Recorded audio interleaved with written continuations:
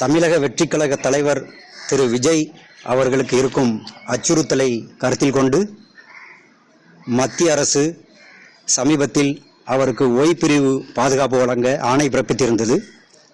அந்த ஆணையை நடைமுறைப்படுத்தும் பொருட்டு இன்று முதல் நவீன ஆயுதம் ஏந்திய சிஆர்பிஎஃப் விஐபி செக்யூரிட்டி கமாண்டோ படையினர் இன்று முதல் அவரது பாதுகாப்பில் ஈடுபடுவர். தமிழக வெற்றிக் கழக தலைவர் செல்லும் இடம் மற்றும் தங்கும் இடம் தமிழகத்தில் எங்கெல்லாம் இருக்கிறதோ அங்கும் இந்த செக்யூரிட்டி கவர் ரவுண்ட் த கிளாக்ல இருக்கும்.